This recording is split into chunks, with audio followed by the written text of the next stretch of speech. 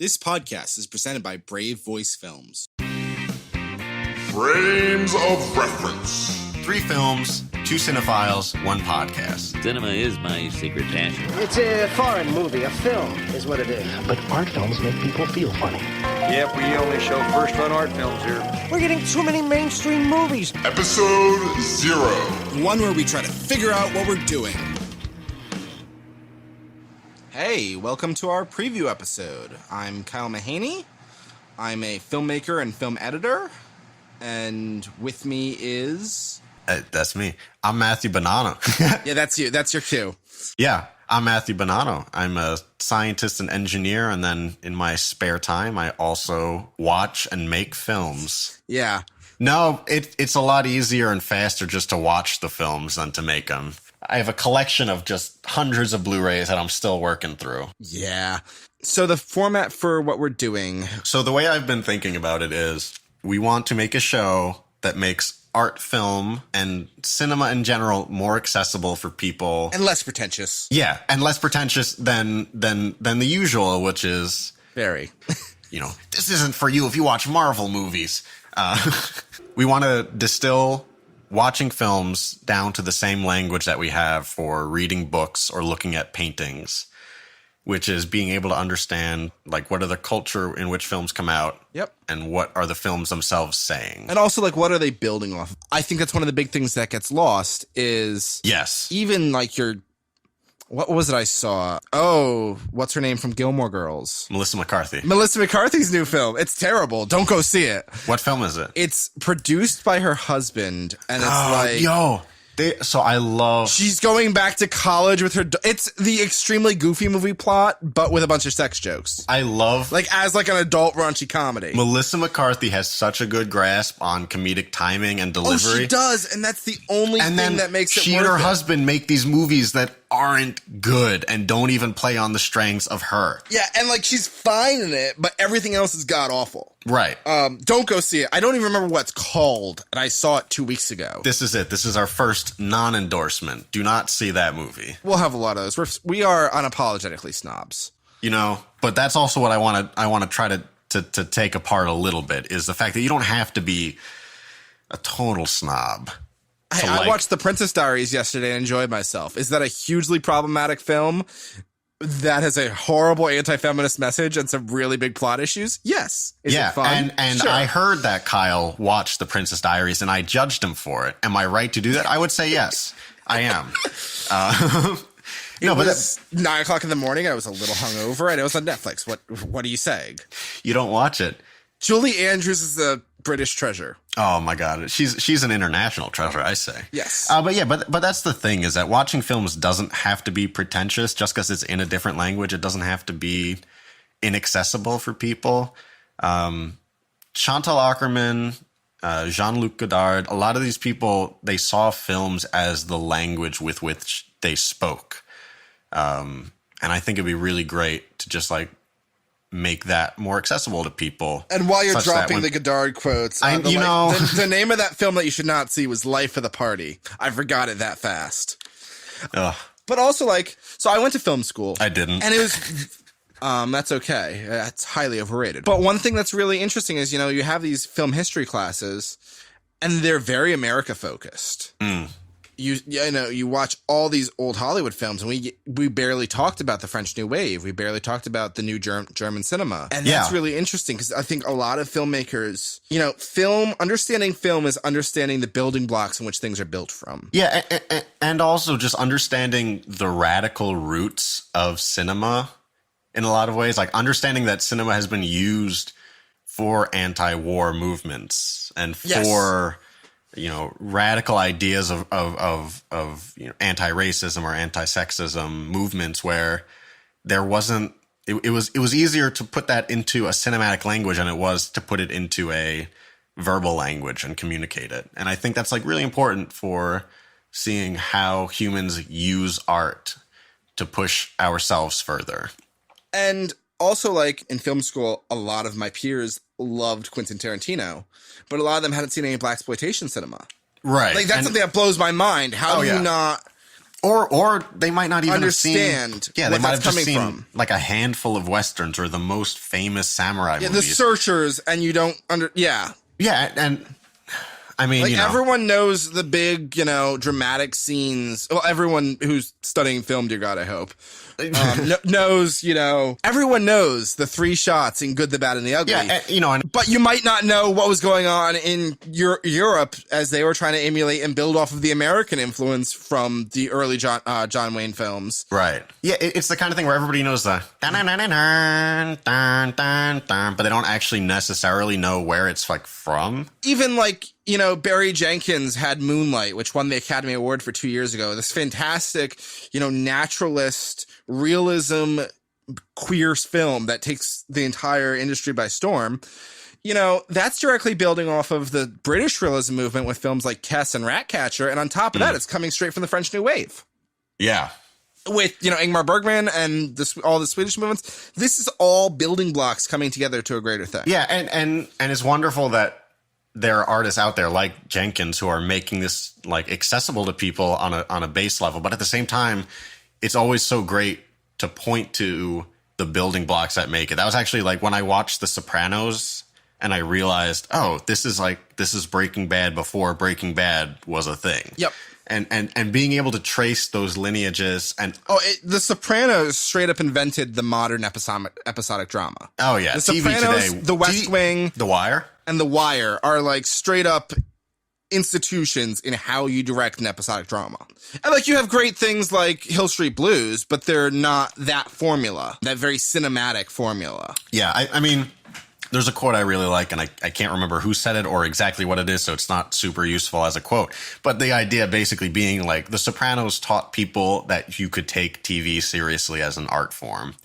And I would really like to see more of that with cinema today. Even for like people, if you go and watch a Steven Spielberg movie, on one hand, like you're watching a movie that was made as a movie. That's what Steven Spielberg is really good at, is making these films that make them feel cinematic and big. Right, making them feel like also Spielberg is at this point self-referential. Right.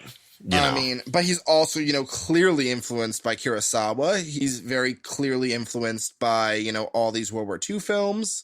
He has an established place that he's coming from. And it's really hard to watch, Close Encounters and Jaws without understanding that. Like, it's not hard. It's very easy.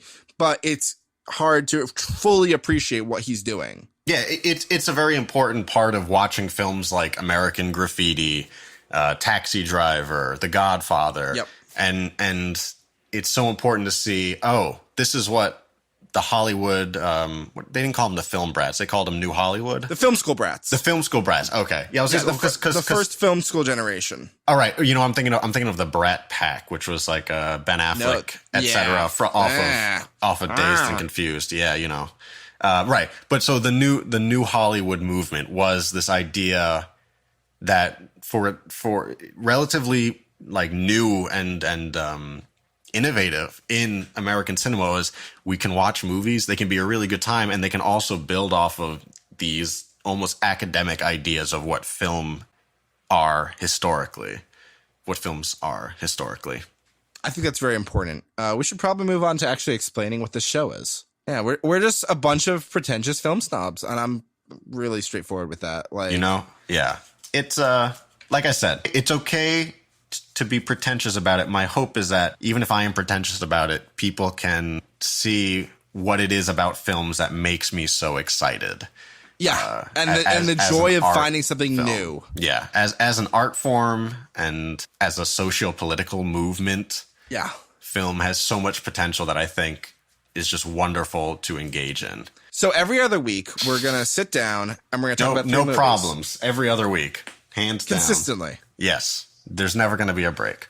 We're going to try to take a newer film, a more current film, and two older films, maybe that are independent classics or artsy. Or even just straight up classics. Like, even not that old. Like, just things that are, you can draw a tie to see where something came from. Right. And our goal is to connect modern films and old films both with each other. Thematically, based on the movement, based on the artist. You know, there's a lot of different things that you can build off of and appreciate the differences. And try to categorize film as an artistic movement which builds upon itself rather than a series of unrelated, cinematic projects which come out.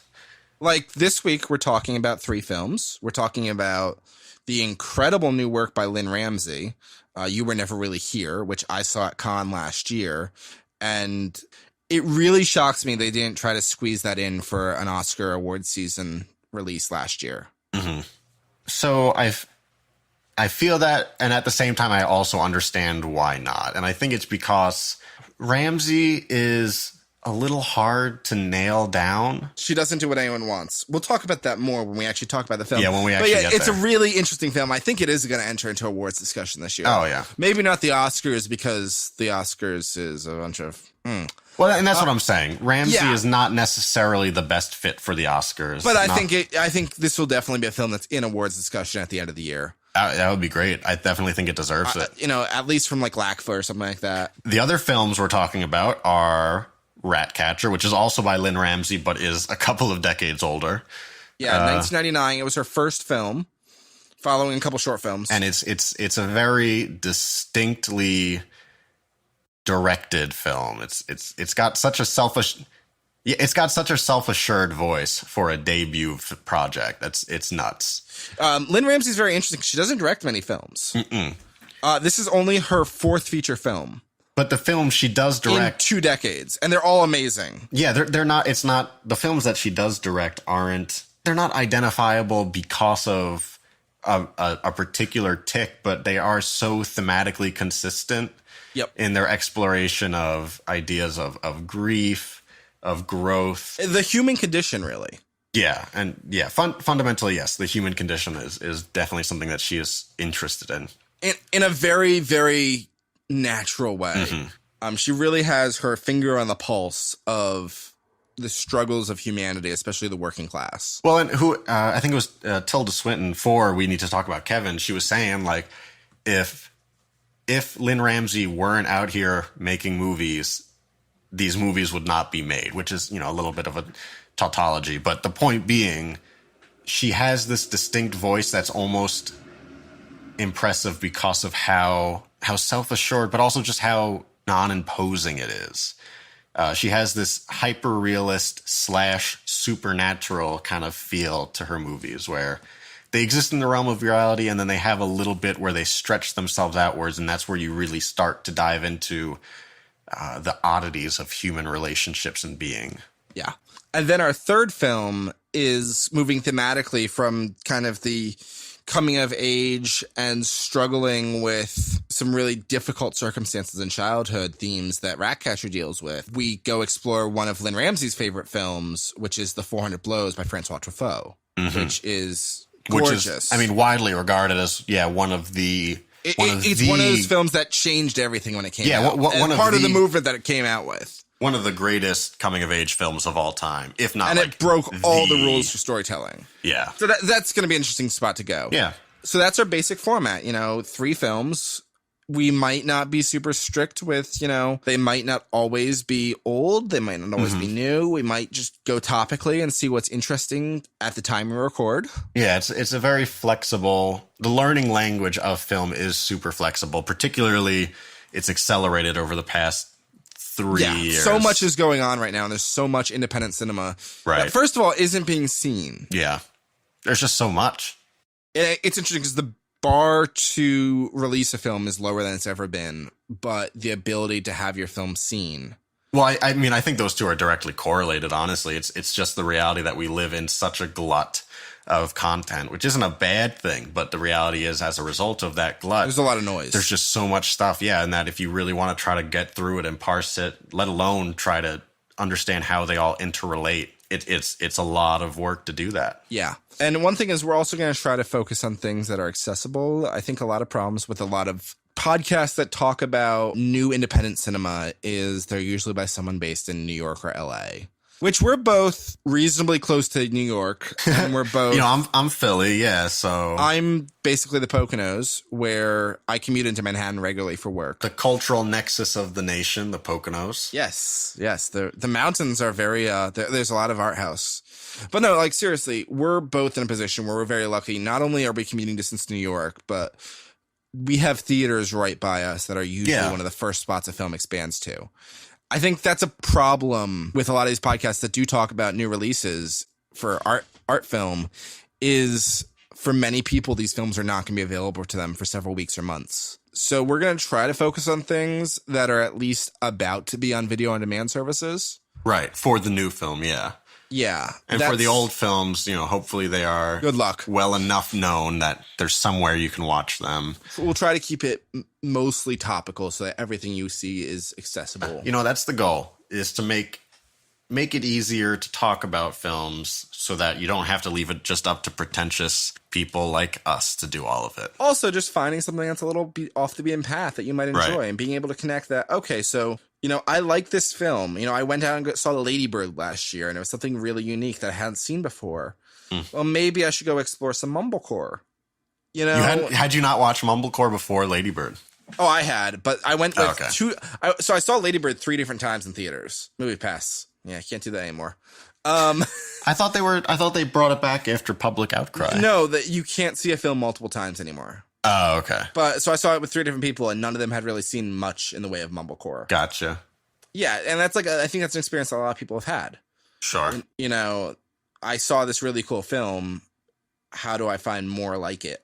Yeah. So we plan to release our first episode on Monday, July 16th, and that'll deal with the films Ratcatcher, You Were Never Really Here, and The 400 Blows, and exploring the links of coming of age between those films. And also realism. I think, and the evolution of, especially British realism, the evolution of British realism into a more stylized form today where you can still see those roots. I think that's very important. Mm-hmm. I think that's about it. Frames of Reference is produced by Brave Voice Films. We'll be releasing our first full episode on Monday. I'm Kyle. I'm Matthew. And have a good night. Eat. Out.